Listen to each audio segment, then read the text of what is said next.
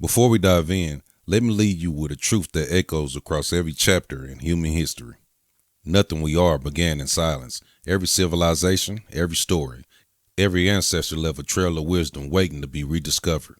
What you are about to hear is a part of a legacy, preserved, decoded, and brought back to the forefront. I'm OG Mooney. Welcome to AI Legacy Lab. The moment the ship neared the coastline of the Americas, a change rippled through the vessel. For the captives held in the dark hold below, it was a subtle shift at first. The very air they breathed began to carry new scents, the faint traces of land, the aroma of unfamiliar plants, and the distant smell of smoke. The muffled sounds from above deck grew louder, more frequent. The voices of the sailors, once a distant drone, now carried with urgency as they prepared for the tasks ahead. After weeks or even months spent in oppressive darkness and suffocating stillness, a sudden, blinding event occurred. The hatches were thrown open. The brightness of the sky was a physical blow, pressing against eyes that had grown accustomed to the gloom. As the captives were forced onto the deck, their legs, weakened from disuse and confinement, struggled to find their footing. They stumbled, adjusting not just to the rocking of the ship, but to the overwhelming expanse of the open world around them. And there, rising in the distance, was the shoreline of the Americas. It wasn't a pristine, untouched land. It was a landscape already shaped by human hands, marked by docks, sprawling fields, and structures built specifically to support a growing, monstrous system of labor, a system that relied on the constant arrival of new captives from across the ocean. For those who had survived the horrific Middle Passage, the scenes unfolding before them were utterly alien. Small boats darted across the water, and workers on the shore scurried along the docks, their movements synchronized in preparation for the ship's arrival.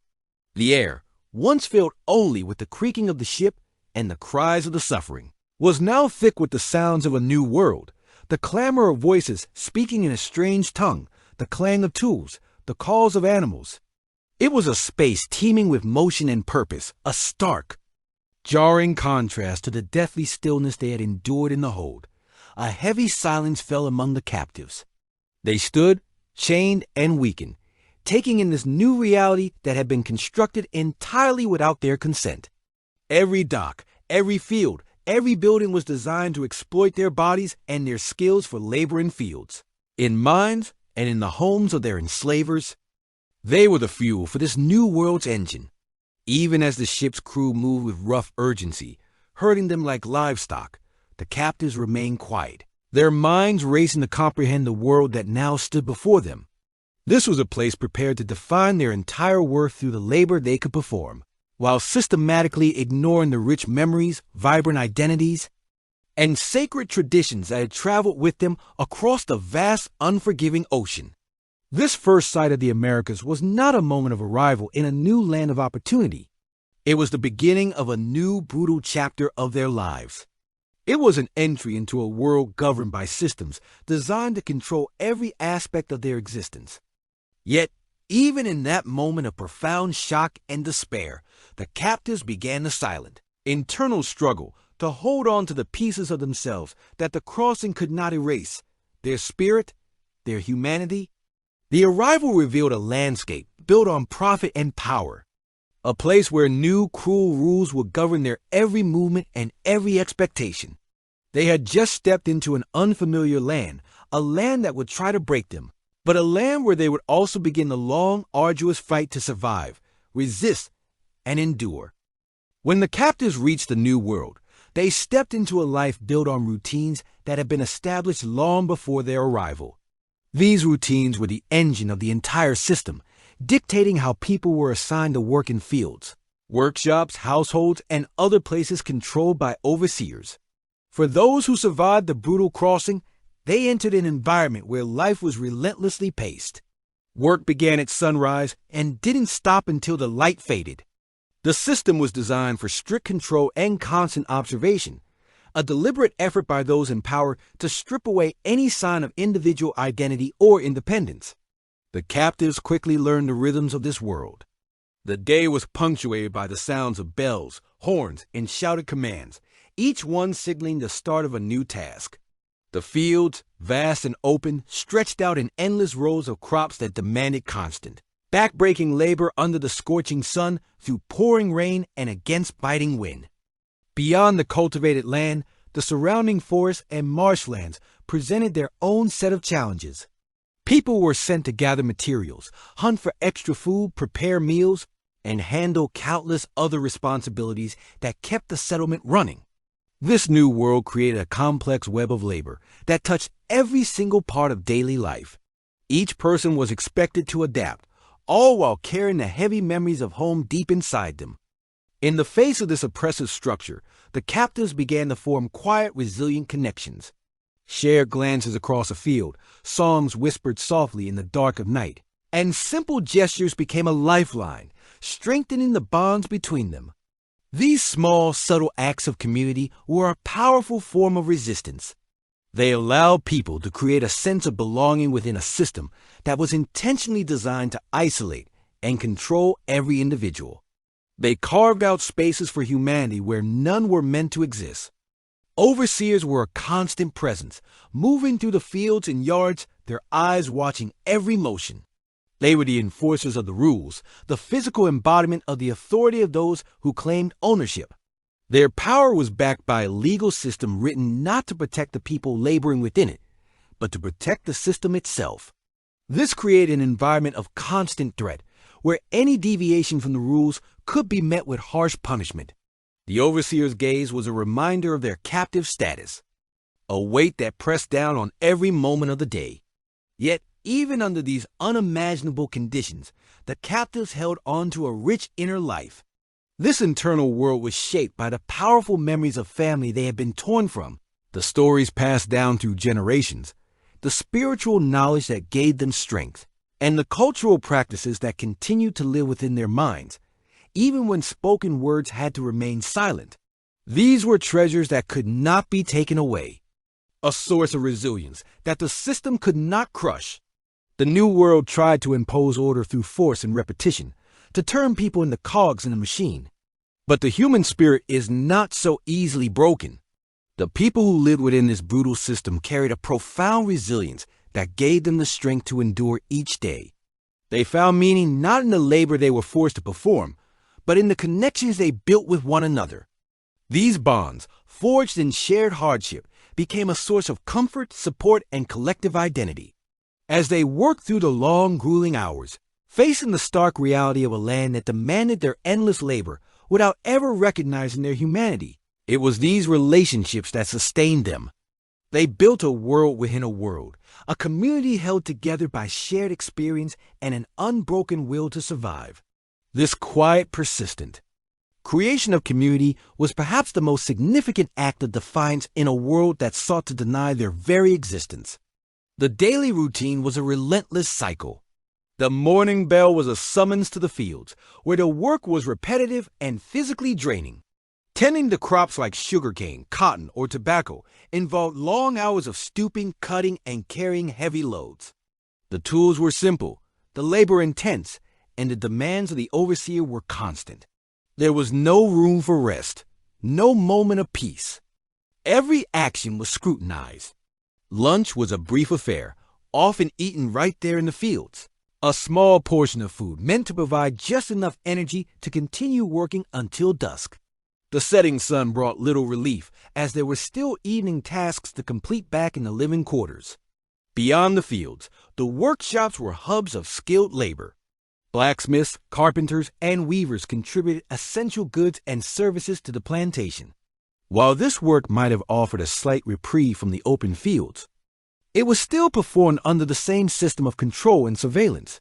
In the main house, domestic work presented its own unique set of pressures. Those who worked as cooks, cleaners, and personal attendants lived in close proximity to their enslavers, navigating a complex and often volatile environment. Their lives were a constant performance, requiring them to be invisible and ever-present at the same time. The emotional and psychological toll of this work was immense. Spiritual life became a sanctuary. Forbidden from practicing their ancestral religions openly, the captives created new syncretic spiritual traditions. They blended elements of their African beliefs with the Christianity that was forced upon them, creating a rich and resilient faith that spoke directly to their experience. These practices, often conducted in secret, late at night in the woods or in quiet corners of the quarters, were a powerful source of hope and spiritual fortitude. Music, song, and storytelling were central to this spiritual life. The songs, often called spirituals, carried double meanings. They were expressions of faith and hope for deliverance in the next life, but they also contained coded messages about earthly escape and resistance. They were a testament to the creativity and ingenuity of a people determined to maintain their cultural and spiritual identity. Family and kinship networks were the bedrock of the community. Though the system actively sought to break families apart through sale, the bonds of kinship remained incredibly strong. People created new family structures, adopting others as aunts, uncles, and cousins to replace those who had been lost. These extended kinship networks provided a crucial support system. Elders were respected for their wisdom and experience, and they played a vital role in passing down cultural knowledge, stories, and survival skills to the younger generations. Children were raised collectively, taught the harsh rules of survival, while also being nurtured within the embrace of the community. These bonds were a powerful act of self-determination, a way of affirming their humanity in a world that saw them as property. Resistance was not always overt rebellion. It was woven into the fabric of everyday life. It was in the act of slowing down the pace of work, of feigning illness, of accidentally breaking a tool. It was in the stories told to children, stories of trickster figures who outsmarted the powerful. It was in the quiet cultivation of a small garden plot to supplement their meager rations. It was in the very act of loving, of forming families, and of raising children with a sense of dignity and self-worth. These small, daily acts of defiance chipped away at the authority of the enslavers and affirmed the spirit of the captives. They were a constant, quiet assertion that even in the darkest of circumstances, the human desire for freedom and dignity could never be fully extinguished. Thank you for watching. If this story resonated with you, please consider liking this video and subscribing to our channel for more content that explores the depths of our shared history. Your support helps us continue to tell these important stories. As time passed, the captives in the Americas learned the daily patterns of the New World system. They used this knowledge to find ways to survive, to protect pieces of their identity as they moved through tasks that demanded incredible strength, skill, and a quiet, unyielding determination. The plantations, the mines, and the settlements where they were forced to work became unlikely spaces of connection. Here they relied on memory, rhythm, and a deep, shared understanding to support one another through unimaginable hardship and impossibly long days. In this environment, the people who endured developed entirely new forms of expression. Through songs, stories, movement, and spiritual practices, they blended the old traditions they carried in their hearts with their new harsh experiences. These expressions weren't just about survival, they were about creation. They laid a cultural foundation that will grow stronger and richer across generations. As the descendants of those who survived the crossing continued to build and shape communities all throughout the Americas. Resistance took many forms within this world, often in ways that were subtle yet powerful. It was in the act of working slowly, a quiet defiance against the relentless pace demanded by their enslavers. It was in the sharing of vital information, passed in whispers from one person to another. It was in the daring plans for escape, a gamble for a freedom that was their birthright. Resistance was also found in the small moments of connection, in the efforts to strengthen the bonds between families and friends, despite the constant attempts of overseers to control every single part of their existence. Even when the rules were suffocatingly strict and the punishments were brutal, the determination to remain human, to hold on to their dignity, lived on. It lived in every whispered word of encouragement, in every remembered song from a distant homeland, and in every single effort to support one another through the grueling demands of the day. The legacy of the people who first arrived in the New World under these conditions is not a footnote in history. It is a central living story that stretches across centuries. Their resilience, their refusal to be broken, created vibrant cultures, strong families, and rich histories that continue to influence and shape the world we live in today.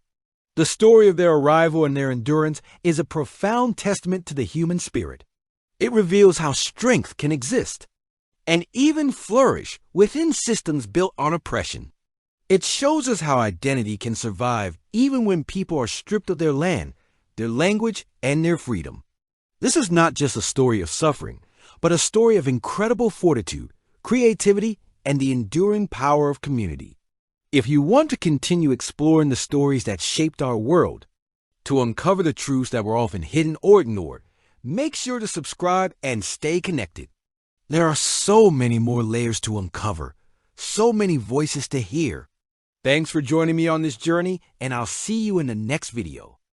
Another chapter reclaimed, another piece of history placed back where it belongs. If you have found any meaning in this, let it sit with you. Let it sharpen your vision, not just for the past, but for who we are becoming. I'm OG Mooney, and this is AI Legacy Lab. Honoring truth, protecting legacy, one story at a time. Until next time, stay curious.